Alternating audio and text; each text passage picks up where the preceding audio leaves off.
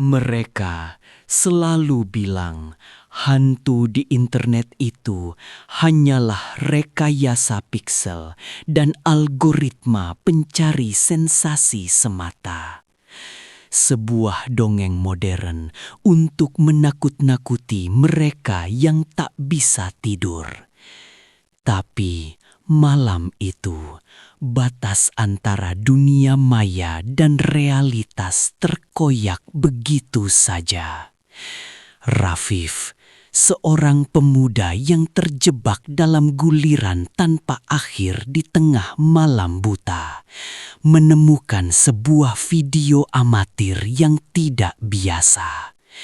Video itu menampilkan lorong terbengkalai yang sangat gelap. Namun, ada satu hal yang janggal. Bayangan di ujung lorong layar itu mendadak berhenti bergerak. Bayangan mengerikan itu menatap balik ke arah Rafif, menembus batas kaca gawai, membawa keheningan mutlak yang mencekik udara di sekitarnya. Jantung Rafif berdegup kencang, bak genderang kematian. Ia mencoba menggulir layar, mencoba mematikan gawainya dengan panik. Namun benda pipih itu mati rasa, terkunci dalam sebuah kutukan digital yang kelam. Perlahan, bayangan di dalam video itu membesar, merangkak mendekat ke arah lensa kamera. Hingga akhirnya sebuah tangan hitam legam yang basah merobek batas dimensi gawai. Tangan itu berwujud nyata. Jari-jarinya yang panjang dan penuh distorsi merangkak keluar dari layar ponsel, membawa hawa dingin yang menusuk hingga ke sumsum tulang. Kengerian yang dulunya hanya berupa mitos urban di forum-forum rahasia, kini terwujud sangat jelas di depan mata. Makhluk itu kini sepenuhnya memijakkan kaki di dalam kamar. Tingginya hampir menyentuh langit-langit. Wujudnya tak beraturan, terdiri dari kegelapan pekat dan suara dengungan statis yang memekakkan telinga. Ruangan itu tak lagi terasa seperti tempat perlindungan.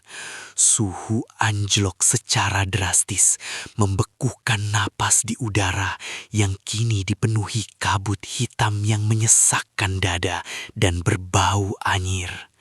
Rafif terpojok di lantai, tubuhnya gemetar hebat tak mampu melawan kekakuan yang menjalar. Entitas itu tidak langsung menyerang fisiknya, melainkan mulai menggerogoti kewarasannya secara perlahan. Ketakutan terpendam diproyeksikan langsung ke dalam pikiran pemuda itu, menyiksanya dalam teror yang tiada akhir. Di bawah pengaruh aura entitas gaib tersebut, kamar Rafif terdistorsi menjadi sebuah labirin halusinasi yang menyesatkan mata dan jiwa. Dinding-dinding seolah meleleh, meneteskan lumpur hitam berbau busuk yang bercampur dengan anomali piksel rusak. Suara-suara rintihan dari ribuan korban kutukan internet sebelumnya menggema bersahut-sahutan di dalam kepala Rafif, membisikkan keputusasaan, merayunya untuk segera menyerah pada kegelapan. Ia menutup rapat kedua telinganya, berusaha keras pertahankan secuil kewarasan yang tersisa di otaknya. Ini adalah siksaan mental yang dirancang untuk mengosongkan jiwa manusia, sebelum akhirnya tubuh raga mereka diambil alih sepenuhnya oleh penghuni dimensi kekosongan tersebut. Di saat kesadarannya nyaris padam tertelan ilusi kelam, sebuah memori lama tiba-tiba terlintas kuat di benak Rafif. Pesan almarhum kakeknya tentang sebuah frekuensi perlindungan mistis. Sebuah rekaman audio warisan yang tersimpan rapi dalam memori gawai tuanya. Mengumpulkan sisa-sisa tenaga yang ada, Rafif merangkak dengan susah payah di atas lantai yang terasa membeku, menahan cengkraman rasa sakit di setiap inci ototnya. Entitas bayangan itu menyadari niat perlawanan Rafif. Ia meraung marah dengan suara frekuensi rendah yang membuat seluruh perabotan bergetar hebat. Namun tekad untuk bertahan hidup mendorong pemuda itu terus merangkak maju, meraih perangkat pelindung terakhir. Jari gemetarnya berhasil menekan tombol putar pada gawai tua itu. Detik berikutnya, lantunan hizib sakral warisan Imam Syazili menggema agung, memenuhi setiap penjuru ruangan. Ini bukanlah sekadar rentetan suara, melainkan sebuah frekuensi spiritual tingkat tinggi yang membelah kepekatan energi negatif. Begitu ayat-ayat suci itu dilantunkan, getarannya menghantam gelombang kutukan algoritma tersebut tanpa ampun. Layar gawainya memancarkan cahaya keemasan yang menyilaukan mata, membawa kehangatan ilahiyah yang secara instan mencairkan hawa dingin kematian. Lantunan tersebut menembus partikel udara, menciptakan pelindung mutlak yang membuat entitas gelap itu terhenti menjerit, tak mampu menembus tirai doa. Gelombang suara dari lantunan hizib kuno itu semakin menguat seiring waktu, bertabrakan langsung dengan inti eksistensi entitas digital yang membawa kutukan tersebut. Makhluk dari dunia maya itu meronta dan menjerit keras. Suara lengkingannya terdengar seperti perpaduan antara mesin rusak dan lolongan binatang buas yang sekarat.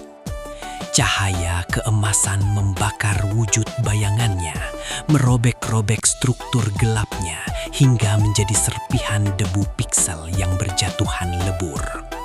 Teror urban legend yang selama ini tak terkalahkan oleh logika, akhirnya harus tunduk hancur pada kekuatan frekuensi sakral. Api suci melahap habis anomali jahat tersebut, memaksa makhluk itu kembali ke jurang ketiadaan asalnya. Fajar akhirnya menyingsing, membawa masuk berkas cahaya pagi yang pucat ke dalam ruangan yang kini porak-poranda.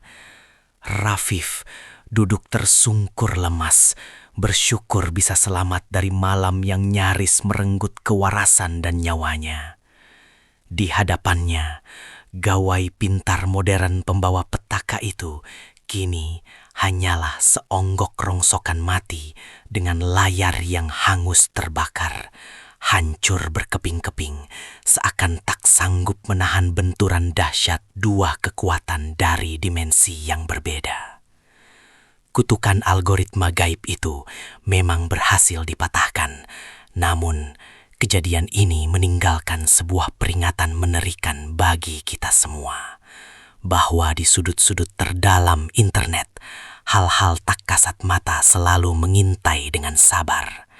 Berhati-hatilah dengan apa yang layarmu sajikan.